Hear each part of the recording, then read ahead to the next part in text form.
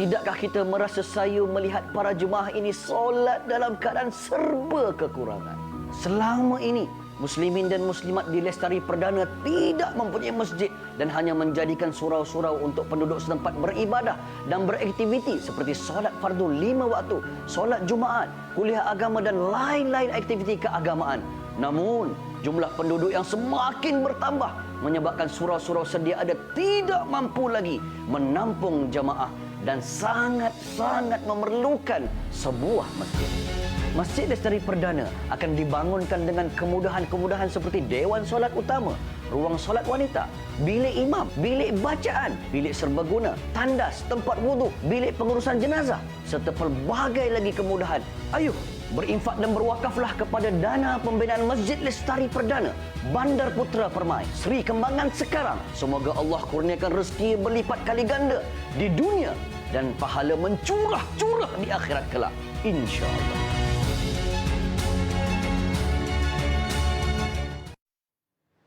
Alhamdulillah, itu dia pembangunan Masjid Lestari Perdana, dan hari ini kita akan kongsikan kepada anda berkaitan dengan sucikan jiwa dengan berinfak. Dan bersama dengan saya sekarang ini di talian Skype, kita ada selaku pendakwah dan wakil Masjid Lestari Perdana, kata Ustaz Dr. Muhammad Zamri Haji Muhammad Zainuddin. Assalamualaikum Ustaz. Waalaikumsalam warahmatullahi wabarakatuh. Dewi, apa khabar? Baik, Alhamdulillah. Ustaz, apa khabar?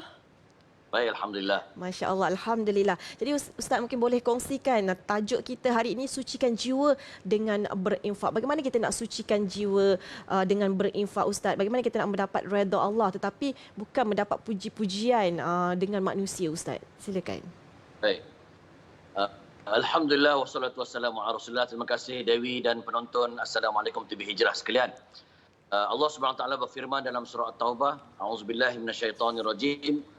Khudh min amwalihim sadaqatan tutahhiruhum wa tuzakkihim biha. Iaitu ambillah sebahagian daripada harta sedekah. Sedekah ni ada dua, tuan-tuan. Pertama sedekah wajib yang dinamakan zakat, yang kedua sedekah sunat.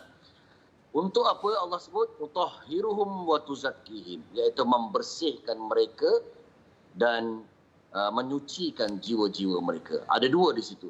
Pertama, membersihkan jiwa-jiwa kita daripada sebarang kekotoran, iaitu sebagai contoh kita ada perasaan sombong, ada perasaan takabur, ada perasaan menghina orang yang lemah. Apabila kita mengeluarkan harta itu, kita akan membuang sifat-sifat kesombongan, sifat-sifat bajet bagus, sifat-sifat orang yang hebat. Maka kita berikan itu akan membersihkan jiwa-jiwa kita. Begitu juga watuzakihim, iaitu akan menyucikan juga dosa-dosa kita. So kebanyakan di kalangan kita mungkin ada mindset suci dosa ni orang kata bentang sejadah, tu benar ilallah, bertaubat, ya tak. Tetapi sebenarnya antara cara lain menghapuskan dosa adalah dengan bersedekah itu sendiri. Jadinya perangai buruk, sombong, takabur kita itu, kedekut, dapat disucikan juga dalam masa yang sama, menghapuskan juga dosa peribadi kita di hadapan Allah Subhanahu wa taala. Ya Dewi.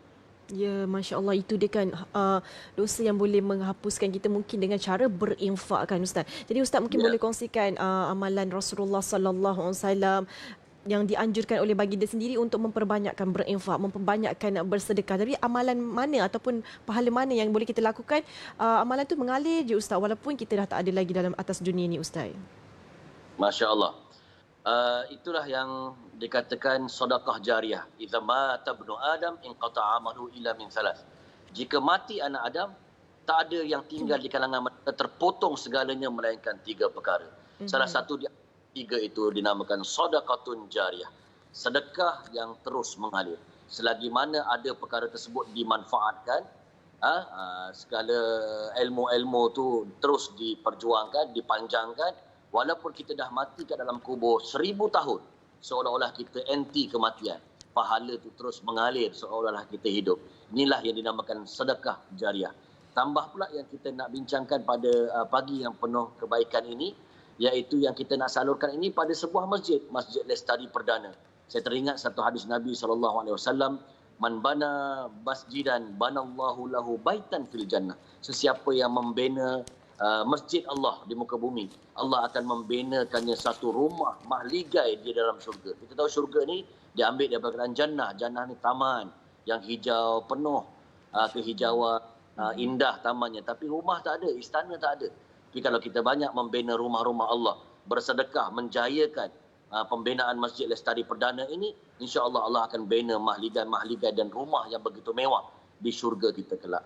Bahkan dalam keadaan kritikal di padang mahsyar nanti, tak ada siapa yang boleh mendapat naungan, pertolongan, perlindungan melainkan 7 golongan ini yang disebut dalam hadis riwayat Bukhari, sab'atun yudhilluhumullah fi dhillih yauma la dhilla illa dhilluh. 7 golongan yang akan mendapat naungan, tak ada golongan lain mendapatkan melainkan 7 golongan ini. Salah satu di antara 7 itu seseorang yang memberikan sedekah menggunakan tangan kanannya tanpa tangan kirinya mengetahui. Masya Allah. Bukanlah kata bagi tangan kanan tu maksudnya tangan kiri seluk kat dalam poket tuan-tuan. Tak. Maksudnya dia tidak mewar-warkan dia punya sedekah secara senyap terus sampai ke tempat sasaran, khususnya sedekah jariah seperti mana Masjid Lestari Perdana ini, Dewi. Ya. Ya, itu dia, Masya Allah. Jadi Ustaz dah sebut berkaitan dengan Masjid Lestari Perdana. Mungkin Ustaz boleh kongsikan sedikit perkembangan terkini, jumlah kutipan ataupun berapa lagi jumlah yang diperlukan dan bagaimana masyarakat di luar sana nak menyumbang, nak bersama-sama dalam pembinaan Masjid Lestari Perdana. Mudah-mudahan kita dapat membina rumah kita di syurga nanti, insya-Allah. Ustaz, silakan. Ya, seperti mana yang disebutkan iklan pada permulaan tadi paparan, bagaimana Masjid Lestari Perdana ini tak ada rumah yang tiada masjid di kawasan Seri Kembangan tersebut melainkan surau-surau. Tetapi surau pun dah tidak mampu menampung 10,000 penduduk yang bercampurlah di antara Melayu, Cina dan India dan berbagai etnik agama. Maka ketika itu mereka terpaksa pergi ke Putrajaya, orang Seri Kembangan ni kan, pergi ke Serdang, pergi ke Bukit Jalil, luar daripada ahli qaryah untuk melakukan solat Jumaat. Maka oleh sebab itu tuan-tuan yang dirahmati Allah, kelulusan pembinaannya oleh JAIS yang telah berlaku pada November 2018 lagi, mengakibatkan kutipan sudah mula dilakukan kutipan ketika itu, pelancaran dana di sana dan di sini, tetapi jumlah yang terkumpul baru sekitar 330,000 lebih sahaja. Kos keseluruhan pembinaan sehingga lengkap Masjid Lestari Perdana ini 16 juta sebenarnya keseluruhannya. Tetapi jumlah yang baru dikumpul adalah seperti mana yang saya sebutkan tadi, RM330,874, 6 sen. Bermakna ada lebih kurang 15.7 juta. Dan saya cukup yakin dan percaya kepada penderma-penderma, persedekah-persedekah jariah yang menyaksikan Assalamualaikum ini, yang cukup berjiwa murni, bersih hatinya, nak menghapuskan dosa-dosa yang lalu, untuk menyumbang dan turut menjayakan pembinaan Masjid Lestari Perdana ini, insya-Allah. Dan kalau tuan-tuan berhajat dan untuk melakukan perkara tersebut, sila layari www.infakmasjidlestariperdana.com. Di situ ada nombor orang-orang yang berkaitan untuk dihubungi, ada akaun bank, ada nombor WhatsApp, dan segala maklumat yang diperlukan ada di website yang disebutkan tadi, dan ada juga terpapar di skrin TV, boleh print screen ataupun ulang tayang tengok di FB Live. Assalamualaikum TV Hijrah ya. Dan boleh juga berhubung terus kepada PIC, person in charge, iaitu Encik Syahril di talian 019-275-8598 ataupun Encik Hafiz di talian 013-486-8364. Saya yakin mungkin ada jutawan yang nak menghubungi, dan jadinya boleh, sebab dia bukan nak orang kata sekadar nak infakkan nasi lemak, belanja orang sarapan bagi satu kedai, tapi mungkin dia nak bagi ratus ribu juta, nakkan lagi keyakinan, bukti, nak bercakap dengan person in charge tersendiri.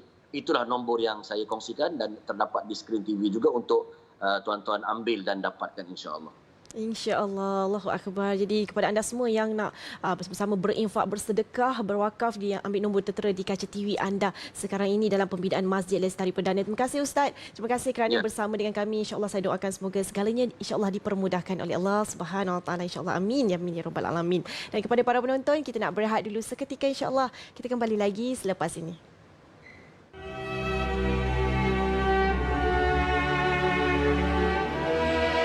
Sesungguhnya setiap amal kebaikan yang kamu lakukan adalah sedekah. Ayo, sucikan jiwa dengan berinfak dan berwakaf kepada dana pembinaan Masjid Lestari Perdana, Bandar Putra Permai Seri Kembangan sekarang.